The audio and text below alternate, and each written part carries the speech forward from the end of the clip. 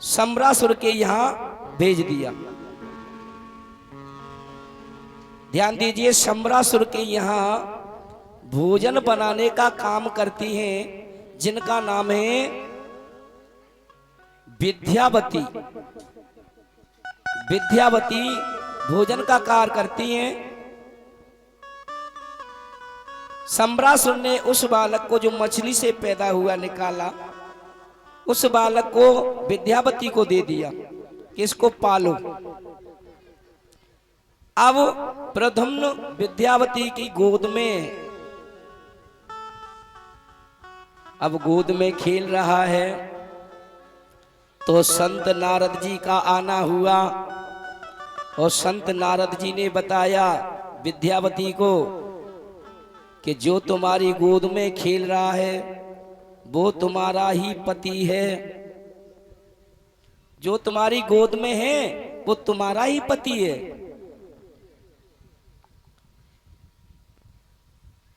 अब कहने लगी विद्यावती मेरा पति, कि हाँ, जब शिव तीसर नैन ओघारा निरखत काम भयो जर जारा। निरखत काम भयो जर छारा। जब कामदेव शंकर भगवान ने जला दिया था, तब रति ने कहा कि प्रभु मेरे पति कहाँ मिलेंगे, और मेरे पति का आज आपने मेरे पति को हमसे दूर कर दिया, मैं इस विरह को कैसे झेलूं, मेरे पति कहाँ मिलेंगे। तब भगवान शंकर ने कहा था कि तुम्हारे पति द्वापर युग में जब कृष्ण के बेटे बनकर के आएंगे तब आपको तुम्हारे पति मिल जाएंगे।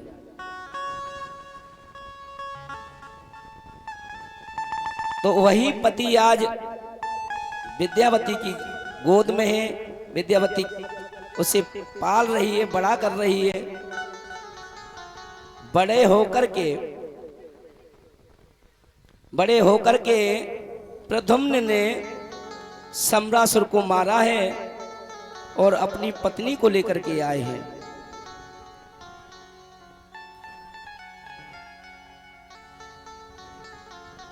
इस प्रकार से भगवान का दूसरा विवाह होने के लिए जा रहा है। दूसरा विवाह होता है भालू की बेटी यानी जामंत की बेटी जामंती से। लेकिन परीक्षित शंका करते हैं, बड़ी उत्सुकता से पूछ रहे हैं कि ये बताइए महाराज कि कहां भालू की पुत्री और भगवान की पत्नी कैसे बनी। भगवान की पत्नी कैसे हो सकती है। तो सुखदेव जी बोले, हे राजन परीक्षित, एक राजा थे जिनका नाम था सत्राजित। एक राजा थे जिनका नाम था सत्राजित, जो सूर्य भगवान के उपासक थे। सूर्य भगवान की उपासना करते थे। तो सूर्य भगवान ने उन्हें एक मणि दी थी, स्यमंतक मणि, जिसका नाम था स्यमंतक मणि। और वो मणि रोजाना 8 भार सोना देती थी। 8 बार। जब उस मणि की 10 घंटे पूजा होती थी, पूजन किया जाता था, तब वो स्यमंतक मणि 8 बार सोना देती थी। अब 8 बार सोना कितना होता है, ध्यान दीजिए। 8 बार सोना कहिए 2 कुंटल सोना, 2 कुंटल। अब 2 कुंटल सोना वो मणि रोजाना देती थी। एक दिन सत्राजित ने वो मणि अपने कंठ में बांध ली। और कंठ में बांध करके द्वारका की तरफ आ रहे थे, द्वारका की तरफ। तो भगवान कृष्ण समझ रहे थे कि आज तो शायद धरती पर सूर्य भगवान उतर आए। इतना प्रकाश, उस मणि का इतना प्रकाश, ये लग रहा था कि सूर्य भगवान जमीन पर उतर आए हैं।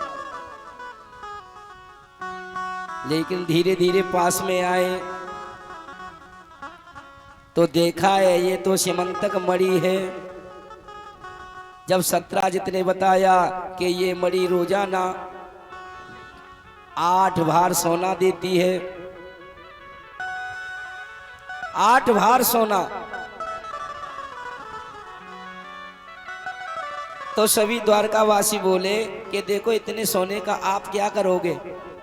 सत्राजित से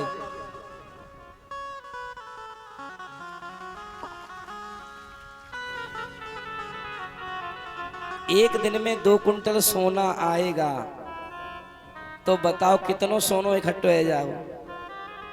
जब इतना सोना आएगा उसे फिर खर्च कैसे करोगे। तो द्वारकावासी बोले कि इस मणि को राजकोष में रख दिया जाए, जिससे पूरी प्रजा की सेवा होती रहेगी। कृष्ण ने कहा कि ठीक कह रहे हो, लेकिन सत्राजित बोला मैं इस मणि को किसी को नहीं दे सकता।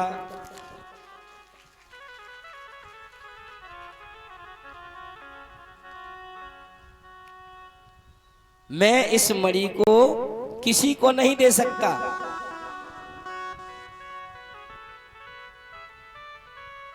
सत्राजित ने घर जाकर के अपनी पत्नी को बताया,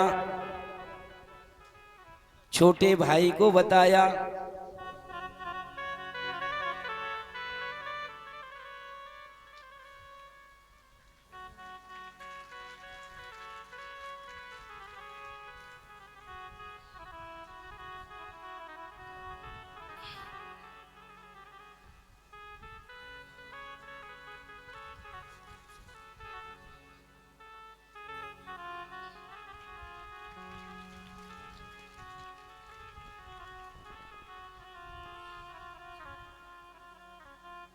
बोलिए गोविंद भगवान की जय। जय श्री राधे श्याम। एक बात बताएं, आज नौमो दिन है, शायद विश्राम की ओर है आज, है ना। लेकिन बिना कहे सुने आपने तेज आवाज में कबू जयकारो ना लगवा लेते हैं जबरदस्ती थे, है। आइए ऊंची आवाज में एक जयकारा लगाएंगे मस्ती के साथ। बोलिए वृंदावन बिहारी लाल की जय। जय श्री, जय जय श्री। अब अच्छा लग रहा है ना। पता तो चला कि आप भोजन करके आइए, एकादशी व्रत नहीं है आपका, है ना। तेज आवाज निकाली। शायद रहे होंगे इसमें, बहुत सारे होंगे एकादशी व्रत वाले। अच्छा, हाथ उठा रहे हैं। हमारी कन्या रही है, कलश वाली देव कन्या शायद वे ही रही है।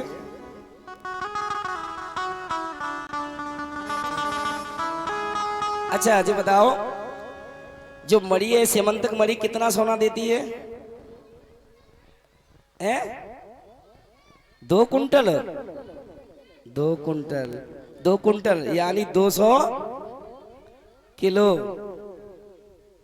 बहुत अच्छे, सुन रहे हैं।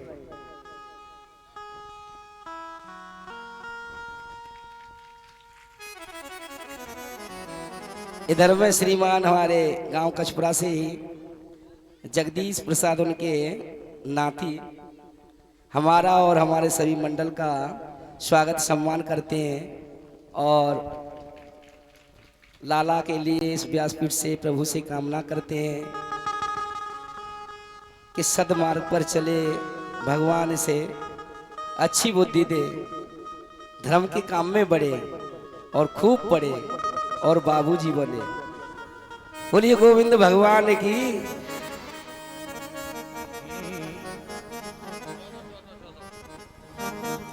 श्री राधे, श्री राधे।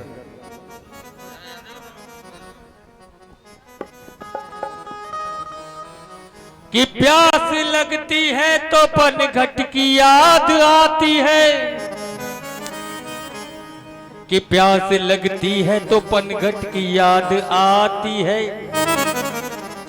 और लाज लगती है तो घूंघट की याद आती है। क्या कि बुढ़ापा देखकर, कि बुढ़ापा देखकर औलाद जब ठुकराती है, तो दिल में घुट घुट कर मरघट की याद आती है। आइए चलेंगे भजन लेते हुए। ओ जीवन तो भैया एक रेल है। कौन सी रेल है ये? जीवन की रेल। जीवन तो भैया एक रेल है, कभी पैसेंजर कभी मेल है। जीवन तो भैया एक रेल है, कभी पैसेंजर कभी मेल है।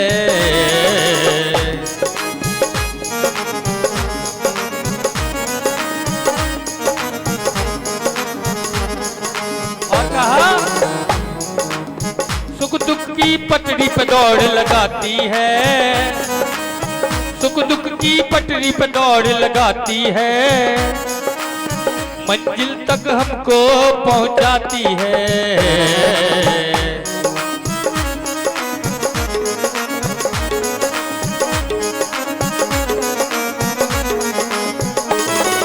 और वो भी कब? सांसों का जब तक इसमें तेल है, जब तक श्वास चलती रहेगी तो ये चलती रहेगी। श्वासों का जब तक इसमें तेल है, कभी पैसेंजर कभी मेल है। जीवन तो भैया एक मेल है, कभी पैसेंजर कभी मेल है।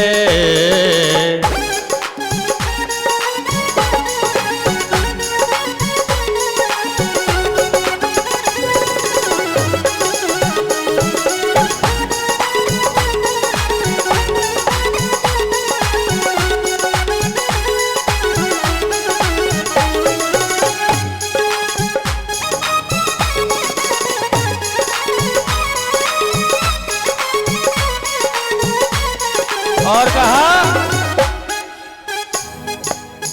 अच्छे कर्मों की टिकट कटा लेना। अगर यहाँ आए हैं तो टिकट कैसी कटेगी? अच्छे कर्मों की, अच्छे कर्मों की टिकट कटा लेना। पूछी तो टीटी को दिखा देना। अच्छे कर्मों की टिकट कटा लेना, पूछे तो टीटी को दिखा देना। क्यों? बिना टिकट तो सीधी जेल है, बिना टिकट तो सीधी जेल है। कभी पैसेंजर कभी मेल है। जीवन तो भैया एक रेल है, कभी पैसेंजर कभी मेल है।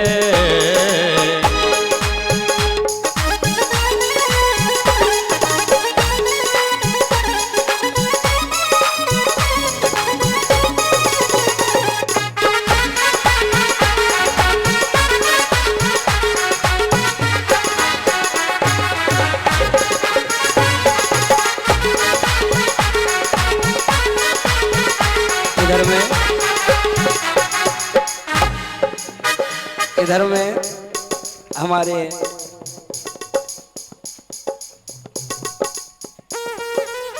आज अध्यापक महोदय भी आ गए हैं।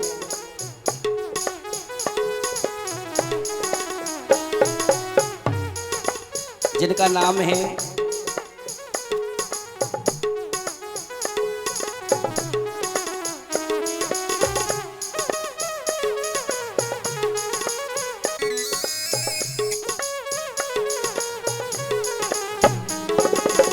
क्योंकि कहा है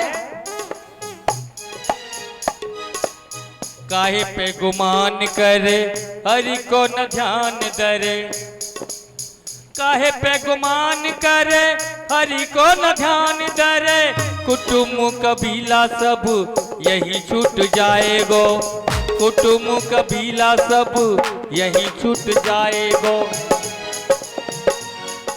और कौड़ी कौड़ी माया जोरी पाप की कमाई तेने, कौड़ी कौड़ी करे द्रव्य यही छूट जाएगो, कौड़ी कौड़ी करे द्रव्य यही छूट जाएगो।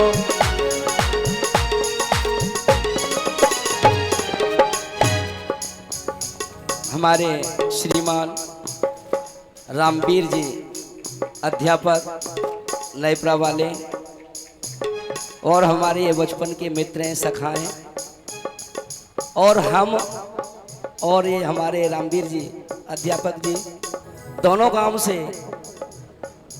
गांव से अलग अलग खूब पढ़े, खूब मेहनत की, जो शिक्षा हमने ग्रहण की वो नैपरा में पढ़ते थे, हम कचपरा से पढ़ते थे। दोनों ही ऐसे हम मित्र थे, दोनों गांवों से एक एक दोनों पढ़े, और इतने पढ़े कि आज सब लोगों को हम दोनों की शिक्षा दिख रही होगी। तो शिक्षा कभी बेकार नहीं जाती, शिक्षा पता नहीं कब काम आ जाए। अपने बच्चों को खूब मन से पढ़ाओ, कभी ना कभी वो शिक्षा आपको दिखने लग जाएगी। तो वो अध्यापक बन गए, उनके पीछे हम अध्यापक बन गए और प्लस शास्त्री है ना।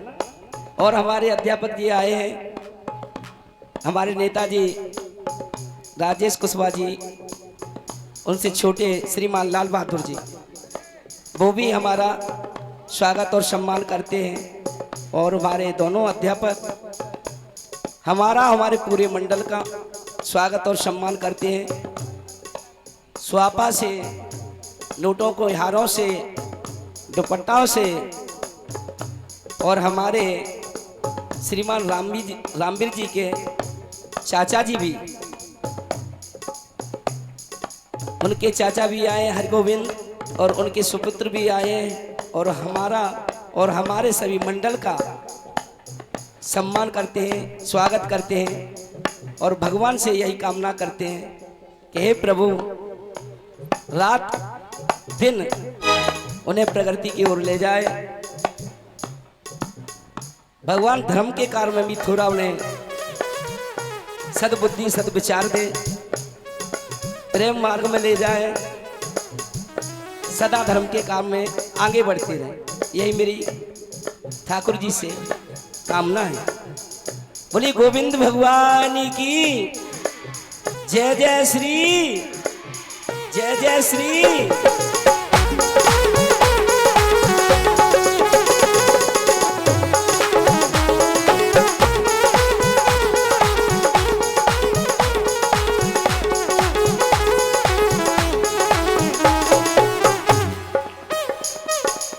रिश्ते भी बनते और बिगड़ते हैं, यात्री जो चढ़ते और उतरते हैं।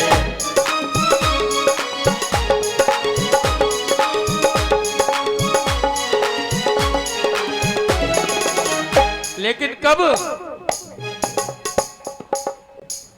रिश्ते भी बनते और बिगड़ते हैं, यात्री जो चढ़ते और उतरते हैं।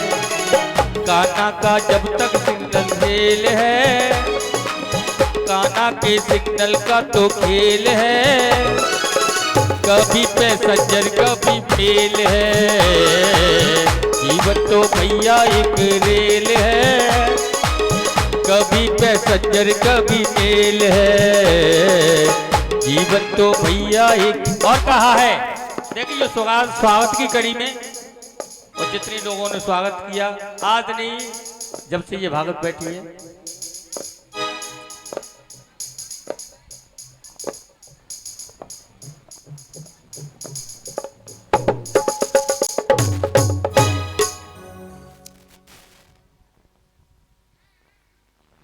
आइए कथा प्रसंग की ओर चलते हैं।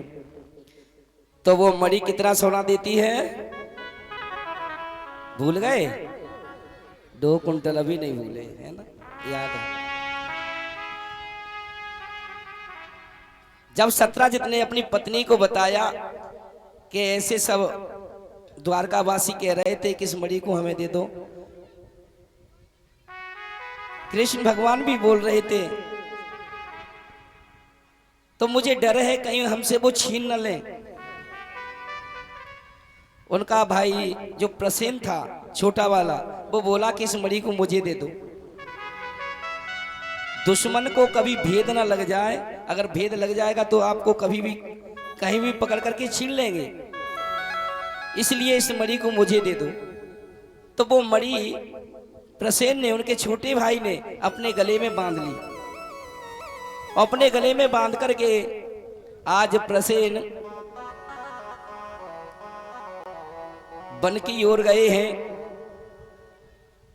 आखेट के लिए वन की ओर गए हैं। और जैसे ही वन की ओर गए हैं,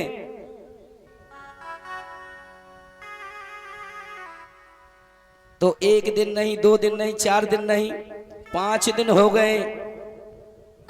अब घर से कोई आदमी जाए बिना बताए, 5 दिन हो जाए घर से जाए और वो लौटे नहीं, तो कितनी चिंता होगी। उनकी पत्नी सोचने लगी कि पता नहीं आज 5 दिन हो गए, प्रसेन घर नहीं लौटे। तो सत्यराजित और उनकी पत्नी बोली, शायद मुझे लगता है कि किसी आपके दुश्मन ने मार दिए और वो मणि ले ली। अब सीधा सीधा आरोप लग गया द्वारकाधीश के ऊपर कि द्वारकाधीश ने ही प्रसेन को मार दिया और मार करके वो मणि को हत्या ली, जो 8 बार सोना देती थी। अब तो द्वारकाधीश पर बात आ गई। द्वारकाधीश मन ही मन सोचने लगे, ये तो मुझे कलंक लग गया, ये झूठा दोष, ये तो मुझे कलंक लग गया, झूठा दोष लगा दिया। तो कृष्ण भगवान अपने गुरु गर्गाचार्य जी के पास गए कि महाराज ये बताओ, प्रसेन का पता नहीं है और झूठा दोष मुझे लग रहा है कि मणि ले ली है, प्रसेन को मार दिया है। गुरुवर मुझे ये बताइए, ऐसा कैसे हुआ? ऐसा व्यर्थ का कलंक मुझे, और काजर से भी कारी कोई चीज है तो वो कलंक है। तो गर्गाचार्य जी बोले, कन्हैया तुमने चौथ वाला चंद्रमा देख लिया है, भादों के महीने में जो चौथ वाला चंद्रमा देख लेगा उसे कलंक लग जाएगा। तो गर्गाचार्य जी ने बताया है कि तुमने लाला भादों के मास में चौथ वाला चंद्रमा देख लिया, इसलिए तुम्हें कलंक लग गया है। तो भगवान बोले अब कि चिंता मत करो, बहुत जल्द छूट जाएगा। भगवान ने 10-15 लोगों को इकट्ठा किया और अपने साथ में लेकर के चल रहे हैं प्रसेन की खोज में। प्रसेन की खोज में चलते हैं तो आगे देखा है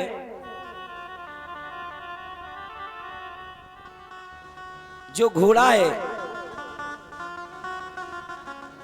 मरा पड़ा है, वहीं प्रसेन मरे पड़े हैं, लेकिन वो मणि नहीं है, मणि नहीं है। अब वहां से चिन्ह मिलते हैं, चिन्ह मिलते हैं एक शेर के चिन्हों को देखा है। तो सभी गांव वाले और भगवान द्वारकाधीश चिन्हों पद चिन्हों को लेकर के चलते हैं। तो आगे देखा कि शेर मरा पड़ा है, उसके हाथ में भी मणि नहीं है। फिर वहां से चिन्ह देखते हैं, वहां से चिन्ह पद मिल रहे हैं भालू के। अब भालू के पद चिन्हों को लेते हुए आगे बढ़ते हैं। वो पद चिन्ह एक गुफा में जा रहे हैं। तो भगवान द्वारकाधीश बोले कि भैया तुम यहीं पर ठहरो, इस गुफा के अंदर मैं जा रहा हूं, आप यहीं रहना, मैं देखता हूं। जैसे ही कृष्ण भगवान उस गुफा में गए, उस गुफा में देखा कि भालू की पुत्री जामंती उस मणि से खेल रही है, उस मणि से खेल रही है। और जैसे ही भगवान बोले इस मणि को दे दो, इस मणि को हमें दे दो, ये हमारी मणि है, तो एकदम जोर जोर से चिल्लाने लगी। और जो ही चिल्लाई उसकी आवाज उसके पिताजी जावंत तक पहुंच गई। जावंत आए दौड़ करके, भगवान और जावंत में दोनों में युद्ध होता है।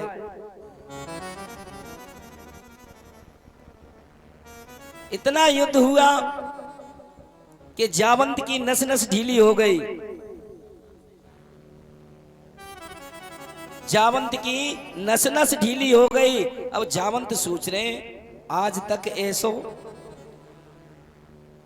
ऐसो योद्धा ना मिलो जो हमारी ऐसी दशा कर दी हो, इसने तो हमारी नस नस ढीली कर दी। आज तक कैसा ही मैंने तो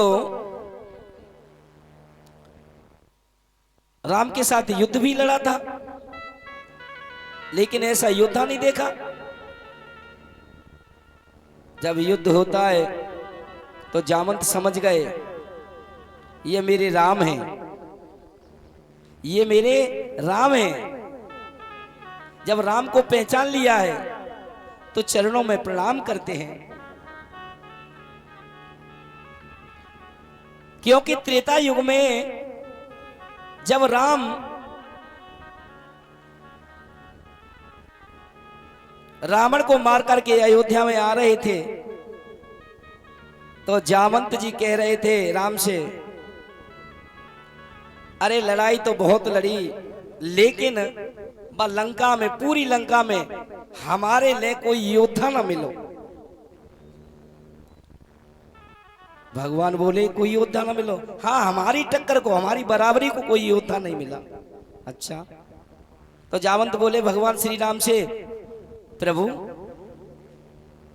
प्रभु दो दो हाथ हमारे तुम्हारे हो जाए। तो भगवान श्री राम बोले कि जामंत आपकी इच्छा पूरी होगी, लेकिन अभी नहीं। मैं द्वापर युग में आऊंगा तो आपकी यह भी इच्छा पूरी हो जाएगी। इस प्रकार से ये युद्ध हुआ है जामंत जी का। यहां अब कन्हैया कह रहे हैं कि ये हमारी मणि नहीं है, हमें झूठा कलंक लग रहा है, इस मणि को दिलवा दो। तो जावंत जी ने अपनी कन्या के हाथ में वो मणि रख दी और मणि के साथ साथ वो हाथ पकड़ा दिया, लो भगवान। मणि के साथ साथ अपनी पुत्री को भी, पुत्री का हाथ भी भगवान के हाथों में दे दिया और कह दिया इस हाथ को थाम लो।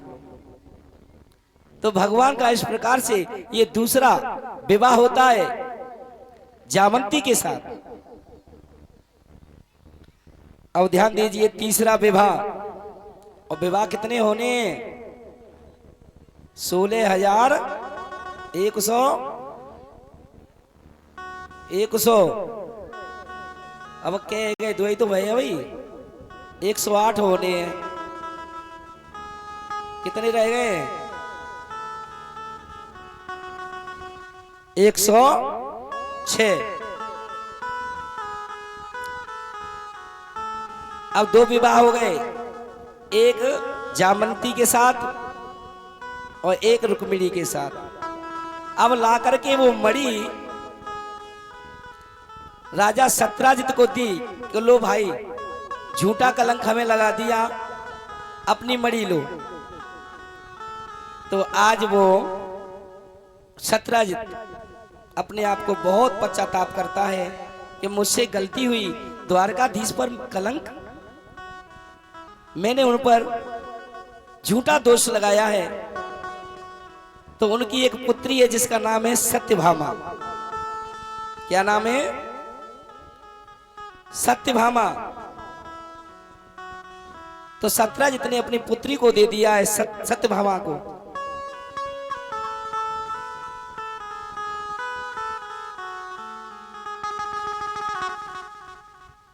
तीसरा विवाह होता है सत्यभामा के साथ।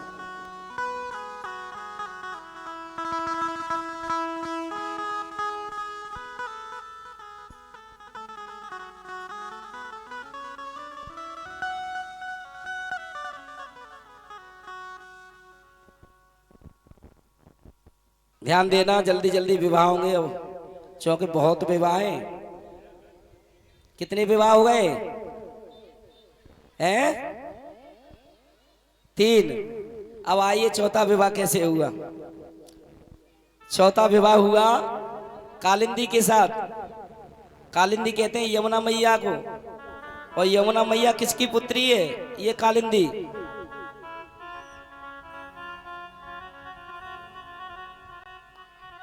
इसके भाई का नाम पता है?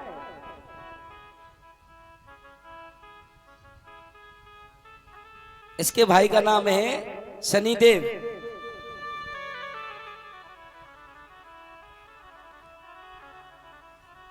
चौथा विवाह हुआ कालिंदी यमुना के साथ। अब 5वां विवाह होता है मित्र वृंदा के साथ। 6वां विवाह होता है नग्नजिति, इसे सत्या भी कहा गया है। और 7वां विवाह हुआ है भद्रा के साथ, और 8वां विवाह हुआ है लक्ष्मणा के साथ। इस प्रकार से 8 विवाह हुए।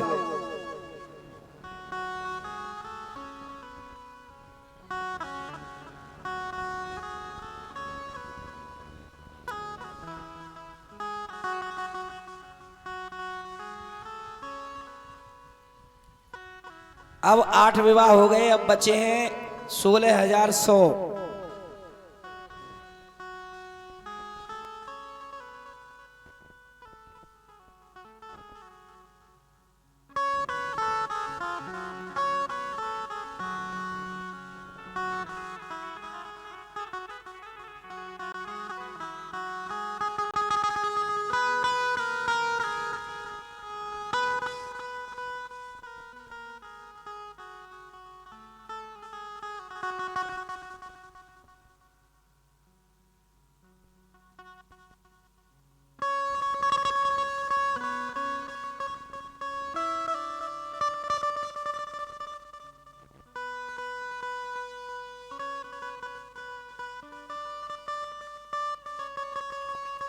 बोलिए गोविंद भगवान की।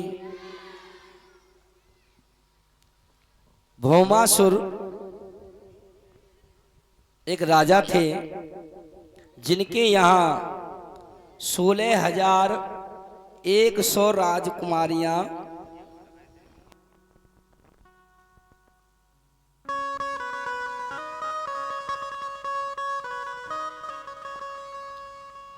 इधर में स्वागत और सम्मान की कड़ी में श्रीमान मुकेश परीक्षित जी के साले साहब हैं, और ये ताल सेमरी से आए हुए हैं। वो हमारे सभी मंडल का स्वागत सम्मान करते हैं। भगवान से कामना करते हैं कि प्रभु उनकी मनोकामना पूर्ण करें और हमेशा आंगन में खुशियां बनाए रखें। धन्यवाद।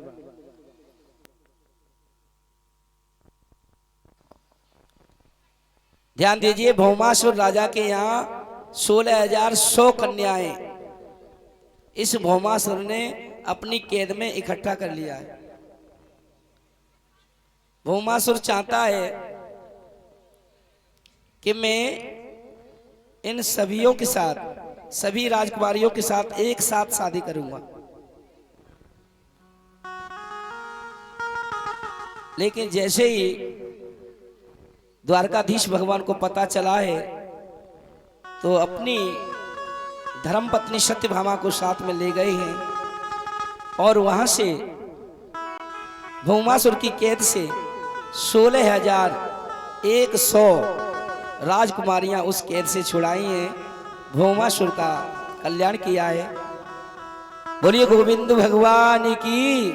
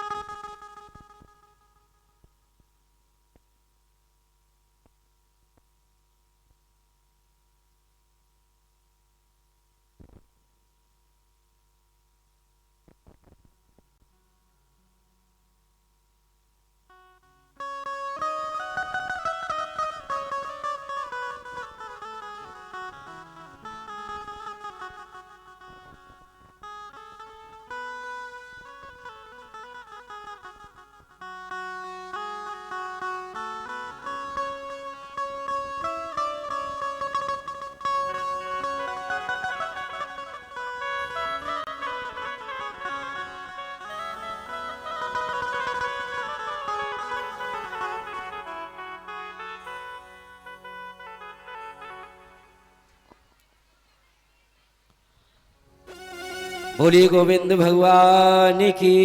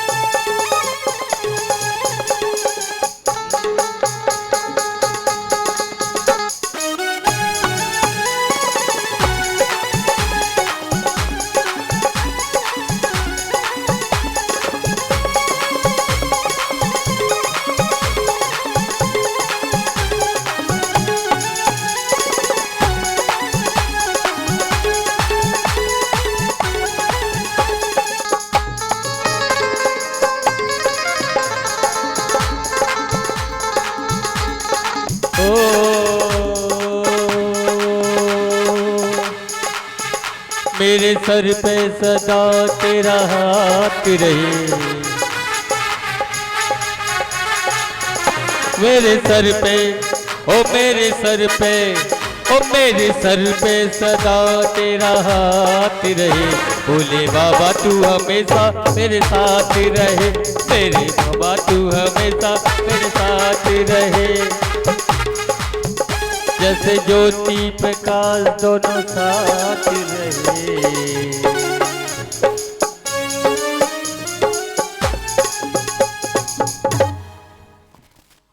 इधर में श्रीमान लेखराज जी, ये हमारे परीक्षित जी के समधी साहब हैं, ग्राम छत्तापुरा बराली, राजा कीड़ा छत्तापुरा से आए हुए हैं और अपने समधी साहब के गले में और हमारे गले में 1100 रुपए का नोटों का हार पहनाते हैं और सभी को साथ में श्याम सिंह आए हुए हैं और सभी हमारा और हमारे सभी मंडल का परिचित वर्णों का सभी का स्वागत और सम्मान करते हैं। व्यासपीठ से सभी को धन्यवाद और साधुवाद।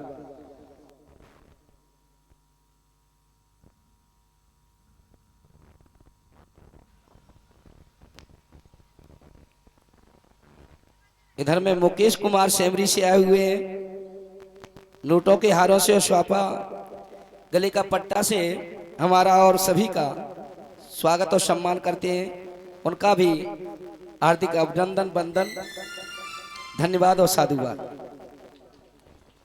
बोलिए गोविंद भगवान की। इधर में श्रीमान शिवराम जी भीकनपुर वाले आए हुए हैं, वो भी हमारा और हमारे मंडल का सभी का स्वागत और सम्मान करते हैं।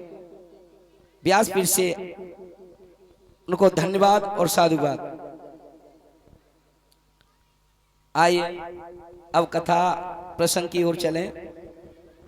भौमासुर के यहाँ से भगवान 16,100 राजकुमारियों को उस कैद से छुड़ाया है। जब कैद से छुड़ाया, उस भौमासुर का उद्धार किया। अब वो राजकुमारियां बोली कि प्रभु आपने ये बहुत गलत किया, हमें इस कैद से निकाला, आपने ये गलत कार्य किया है। भगवान बोले हमने गलत कर दिया कि हाँ, क्यों? क्योंकि एक बात बताओ, हम कैद में थे, घर से आ गए, जितनी हमारी बदनामी होनी थी, समाज में जितना हमें बदनाम होना था हम हो चुकी हैं, लेकिन अब यहां से जाने के लिए कहां जगह? हम अपने घर जा नहीं सकते क्योंकि वहां बदनामी हो चुकी है। इस राजा ने अपने महल में कैद करके रखा है, अब हम जाएं तो जाएं कहां? हमें कौन देगा खाने के लिए, कौन रहने के लिए जगह देगा? इससे तो अच्छा था कि हम इस कैद में बंद थे, हमें खाना भी मिलता था, वस्त्र भी मिलते थे। अब कहां जाएं? भगवान ने कहा अगर ऐसी बात है तो मैं कुछ सोचता हूं। भगवान सोच रहे हैं कि अगर किसी तरह से ये 16,100 राजकुमारियां इस कैद से जाएंगी तो पता नहीं कहीं कुमार्ग पर चली गई तो संसार को गंदा कर देंगे। इसलिए उन्होंने सोचा और कहा राजकुमारियों से, सुनो, अगर आपकी मर्जी हो तो हमारे साथ रह सकती हो। बोली कि आपके साथ अगर बिना विवाह किए आपके साथ रहेंगे फिर भी दुनिया जीने नहीं देगी। फिर तो भगवान ने कहा आप धर्म की हमारी पत्नियां रहेंगी, मैं आपको पत्नी बना लूंगा, मेरे साथ रहिए। इस प्रकार से जो 16,100 राजकुमारियों के साथ में भगवान कृष्ण ने शादी रचाई है। इस प्रकार से कुल रानियां हुई 16,108। 108। अब ध्यान दीजिए, ये 16,108 जो पत्नियां बनी हैं प्रभु की, उन्होंने क्या कर्म किया होगा, कैसे आई पत्नी बनकर के? देखो, उपासना कांड, ज्ञान कांड और कर्म कांड, इनके अगर मंत्रों को जोड़ा जाएगा तीनों के, उपासना कांड में 80,000 हैं मंत्र, अगर तीनों के जोड़े जाएंगे तो 16,100 मंत्र हैं। उपासना कांड के, कर्म कांड के और ज्ञान कांड के, तीनों के अगर हम श्लोकों को जोड़ेंगे, मंत्रों को जोड़ेंगे तो 16,100 हैं। तो ये 16,100 राजकुमारियां बनी हैं, भगवान की पत्नियां बनी हैं। और जो 8 पटरानी हैं वो क्या है? 8 पटरानी कहिए, ये प्रकृति 8 प्रकार की है। प्रकृति जो है वो 8 प्रकार की है। 8 प्रकार की प्रकृति 8 प्रकार की प्रकृति पटरानी बन करके आई हैं। इस प्रकार से ये 16,100 1 से 8 विवाह संपन्न होते हैं।